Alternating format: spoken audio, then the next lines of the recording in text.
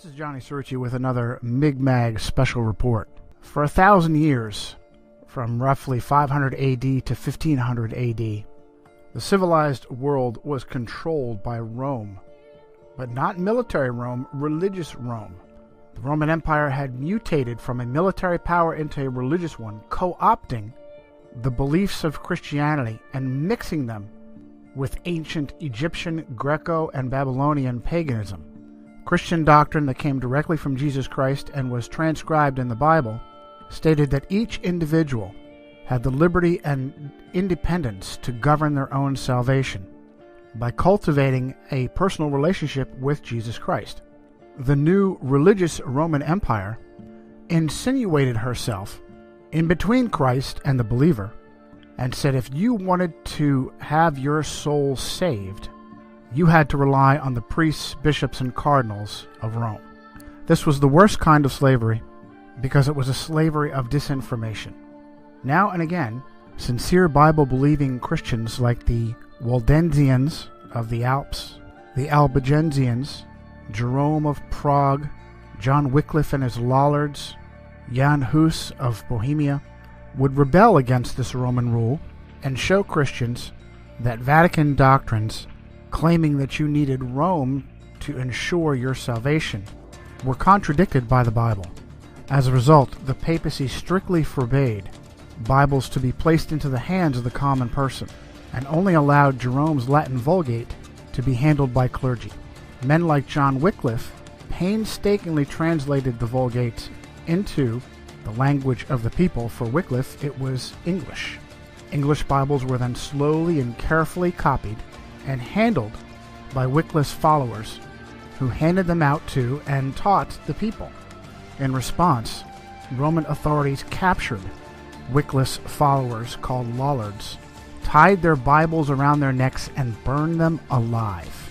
It's what so-called Christian Rome did to all of her enemies, including Jerome of Prague and Jan Hus.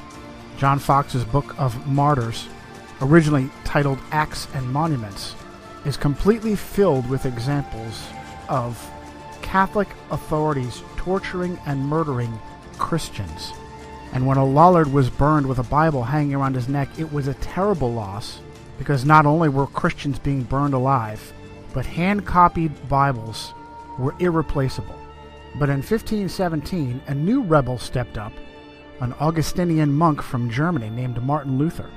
Luther was furious that Pope Leo X, Giovanni de' Medici, from the powerful Medici family who helped to rule the world then and including through to today, had sent their attack dogs, the Dominicans, to cheat the common people out of their money by claiming they could buy what is called an indulgence, which is basically a receipt of forgiven sin.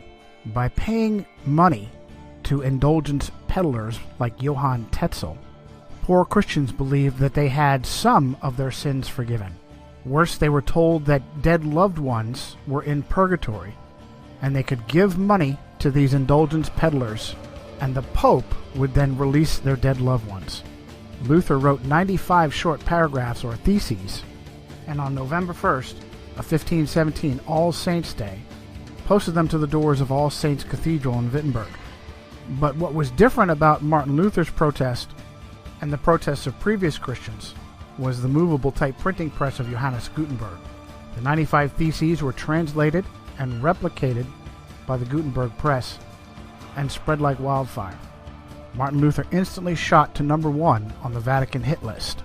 Now remember, he was an Augustinian monk, but that didn't matter. He was waking people up and freeing them from their Roman chains, and for that he needed to be stopped. He was kidnapped by his benefactor, Frederick the Wise of Saxony, and held at Wartburg Castle for several months to protect him from Vatican assassins. During that time, he translated the Bible into vernacular German, and it may have been the most important thing he ever did, starting with the New Testament and then later the Old Testament. But now the Gutenberg Press started printing off large quantities of common language Bibles, and the fires of the Inquisition couldn't keep up.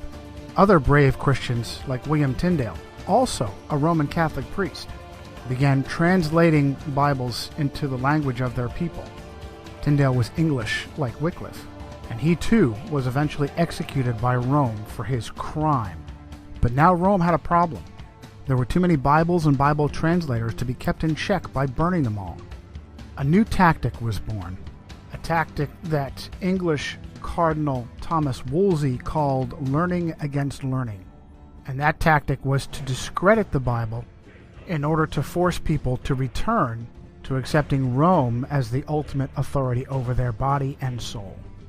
In this tactic of learning against learning, Rome would literally rewrite reality and weave a false reality matrix that we now all swim in to this day. For thousands of years, mankind understood the earth to be flat and stationary. Only rarely did men like Pythagoras attempt to claim otherwise. And it's interesting to note that many Freemasons consider Pythagoras to be one of the first of their craft. But now rewriting our reality as a tactic to discredit the Bible became a top priority in the face of Martin Luther's 1517 Reformation, Protestant Reformation. The Catholic response would be the Counter-Reformation, and it would be spearheaded by a Spanish Templar knight named Ignatius of Loyola and his followers, whom we call today the Jesuits. Their first opportunity came from the Vatican's mathematician, a Polish priest named Nicholas Copernicus. Copernicus gave birth to the modern heliocentric model of the universe with his work De Revolutionibus Orbium Celestium, on the revolutions of the heavenly spheres. Copernicus knew he was weaving a matrix of lies and wanted to hold publication of De Revolutionibus until after his death. But powerful Roman Catholic clergy like Tiedemann Gies, Bishop of Culm, and the papal secretary himself, Johann Wiedmanstadt, forced him to publish in 1543. The facts that Catholic clergy forced Copernicus to publish, or that Copernicus was the Vatican mathematician, or that he received his doctorate in canon law from Bologna University. Canon law are the precepts by which Rome governs nations. Adam Weishaupt was a doctor in canon law. Or that he was a Roman Catholic priest. These have all been swept under the carpet. But Copernicus never married, and even the Catholic Encyclopedia had to note that in 1537 King Sigismund of Poland put Copernicus's name on the list of 4 candidates for the vacant episcopal seat of Ermland, which makes it probable that at least in later life he had entered the priesthood. Also swept under the carpet has been the timing of the publication of De Revolutionibus, right on the heels of Martin Luther's Protestant Reformation. And if that's not clear enough for you, how about this? A Vatican agent named Georg Joachim Redicus, who was originally born Georg de Porus, had insinuated himself into the Luther Reformation and was in Wittenberg when he left to become a close student of Copernicus. Sources like Wikipedia claim that Redicus was sent from reformer Philip Melanchthon, a dear friend of Martin Luther, but it is absolutely Roman Catholic disinformation. In the Table Talk of Martin Luther, the great reformer is quoted as having said, "There is talk of a new astrologer who wants to prove that the earth moves and goes round instead of the sky, the sun, the moon, just as if somebody were moving in a carriage or a ship might hold that he was sitting still and at rest while the earth and the trees walked and moved. But that is how things are nowadays. When a man wishes to be clever, He must needs invent something special, and the way he does it, he must needs be the best. The fool wants to turn the whole art of astronomy upside down. However, as Holy Scripture tells us, so did Joshua bid the sun to stand still, and not the earth. In his lectures on the book of Genesis, Luther said, "We Christians must be different from the philosophers in the way we think about the causes of these things. And if some are beyond our comprehension, like those before us concerning the waters above the heavens, we must believe them and admit our lack of knowledge rather than either wickedly deny them or presumptuously interpret them in conformity with our own understanding." The great reformer Jean Calvin, also known as John Calvin, called Copernicus a dreamer who has a spirit of bitterness and contradiction, reprove everything and prevent the order of nature. "We will see some who are so deranged," Calvin said, "not only in religion, but who in all things reveal their monstrous nature, that they will say that the sun does not move, and that it is the earth which shifts and turns. When we see such minds, we must indeed confess that the devil possesses them, and that God sets them before us as mirrors in order to keep us in his fear. So it is with all who argue out of pure malice, and that happily make a show of their imprudence. When they are told this is hot, they will reply, no, it is plainly cold. When they are shown an object is black, they will say, no, it is white, and vice versa. Just like the man who said that the snow is black, for although it is perceived and known all to be white, yet he clearly wished to contradict the fact. And so it is that they are madmen who try to change the natural order, and even to dazzle eyes and benumb the senses. Do you think Calvin knew how the Freemasons were used by the Jesuits? When they are shown an object as black, they will say it is white. We're talking about our government here. No, we're talking about a crime, Bill, pure and simple. Y'all gotta start thinking on a different level like the CIA does. Now we're through the looking glass here, people. White is black, and black is white. Very quickly, Rome jumped upon this new model of the universe, and Jesuits like Christopher Clavius used Copernicus and his work to fabricate the Gregorian calendar, the calendar we all use. Rightly did the prophet Daniel say in chapter 7, verse 23, that during his vision a being standing near him said, "The fourth beast shall be a fourth kingdom on the earth, which shall be different from all other kingdoms, and shall devour the whole earth, trample it, and break it into pieces. The 10 horns are 10 kings who shall rise from this kingdom, and another shall rise after them. He shall be different from the first ones, and shall subdue 3 kings. He shall speak pompous words against the Most High, shall persecute the saints of the Most High, and intend to change times and laws. And the saints shall be given into his hand for a time." Very quickly did Rome and papal agents like the Jesuits begin to push this new cosmology. She took over astronomy and either pushed out or killed off anyone who contradicted the idea that the Earth was a globe spinning in space and revolving around the sun. Even those that met her halfway didn't keep her happy, and she dealt with them as well. Teague Ottenson Brahe, whose nickname was Tycho, accepted the idea that the Earth was a globe spinning in space, but still believed that his own observations and data proved that the Earth was the center of the solar system and not the sun. This is known as geocentrism. Tycho wanted to follow in the steps of Martin Luther and studied at the University of Wittenberg, but was forced out by the plague.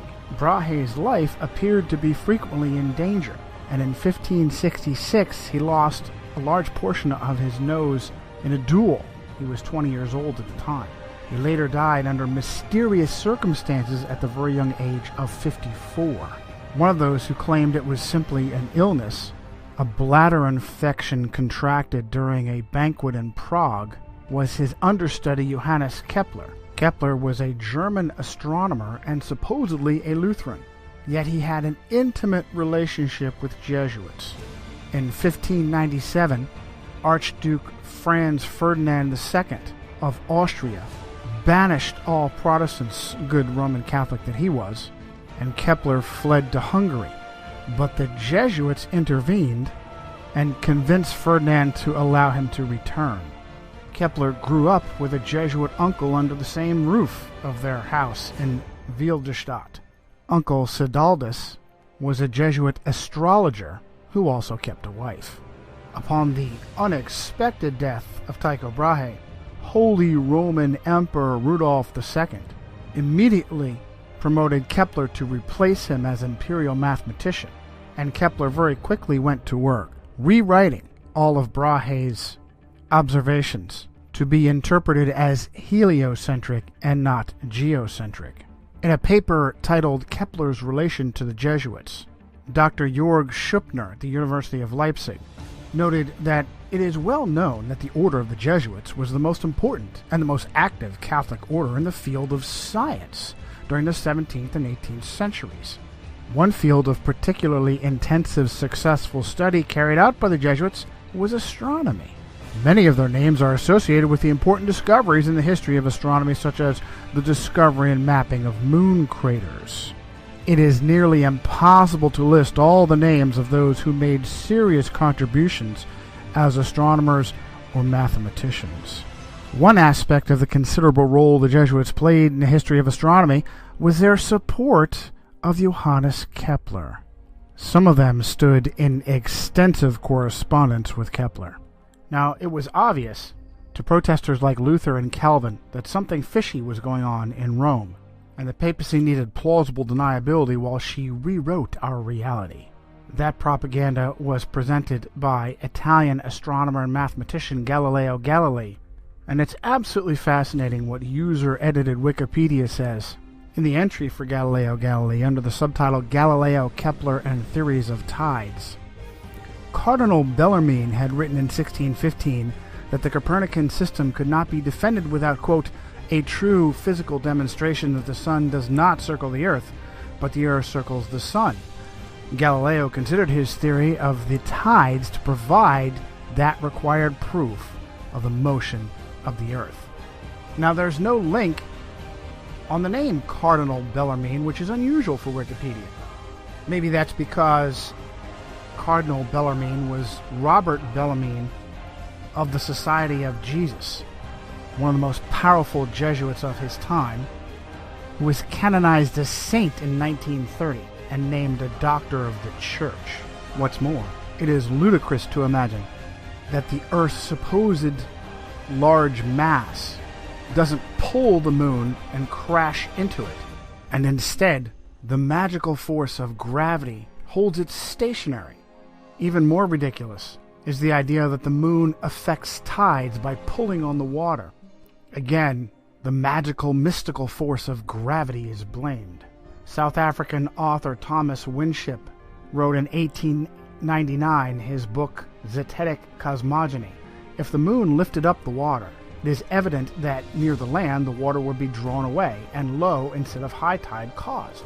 Again, the velocity and path of the moon are uniform, and it follows that if she exerted any influence on the earth, that influence could only be a uniform influence. But the tides are not uniform. And Winship uses examples from South Africa. At Port Natal, the rise and fall is about 6 feet, while at Beira, about 600 miles up the coast, the rise and fall is 26 feet. This effectually settles the matter that the moon has no influence on the tides. But Protestant reformers were on to Rome. She knew she needed a smokescreen, and she provided it. Suddenly, history was rewritten, and rather than pushing with her own agents, like Copernicus, Kepler, Galileo, and others, to rewrite our cosmology, suddenly the papacy was a defender of the flat earth. Well, just look what they did to poor Galileo. Let's do. Supposedly, Galileo was tried for heresy at the hands of that evil flat earther, Jesuit Robert Bellarmine. He bravely stood by his guns and humiliated the church with a heliocentric spinning ball earth. What happened to Galileo Galilei? Well, for the last few years of his life, he was put under house arrest. Have you read anything about the Inquisition? Do you know what the Inquisition did to people when it truly considered them an enemy? Things like rotating their arms backwards until they were pulled out of their sockets, inventing special instruments that could be jammed into a person's body to rip open their bowels, putting them in a special sarcophagus filled with spikes that would jam into them to the bone. Did you ever hear of Edgar Allan Poe? Are you familiar with his short story, The Pit and the Pendulum? About a swinging, razor-sharp pendulum that lowered across a victim and would take hours to slowly saw that victim in half. Did you know it was based upon the Inquisition? A little-known secret is that the Jesuits now own astronomy.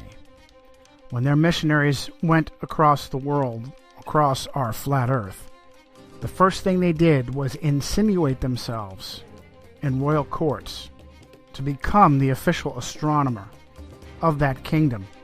China is a great example. One of the first Jesuits in China was Matteo Ricci. Ricci and his successors like Adam Schall and Ferdinand Verbiest were all the royal court astronomers and eventually fabricated the calendar for the Chinese emperor. Today, the Jesuits even have their own observatories both in Italy and in America. They use their puppets in American government to steal Apache holy ground on Mount Graham in Arizona. Are they reaching out extraterrestrially or interdimensionally? They appear to have answered our question with the latest piece of technology on Mount Graham, the Large Binocular Telescope Near-Infrared Utility with Camera and Integral Field Unit for Extragalactic Research, also known as Lucifer. And it's not surprising given the success the Jesuits have had in rewriting our reality. Now, we're supposed to believe that Rome was against the spinning ball Earth heliocentric cosmic accident cosmology of our modern understanding.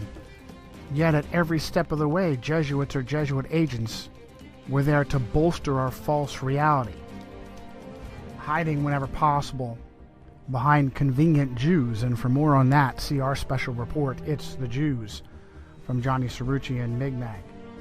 Needing to contrive an origin for our accidental existence that contradicts the Bible, Jesuit-trained Belgian priest Georges Lemaître is the father of the so-called Big Bang Theory, the idea that first there was nothing and then it exploded. He was a close co-worker of just such a Jewish puppet, Albert Einstein. Einstein bolstered the Jesuit cosmology with his convoluted theory of relativity. The problem was that observations of both scientists and laymen weren't matching what so-called astronomers were telling us.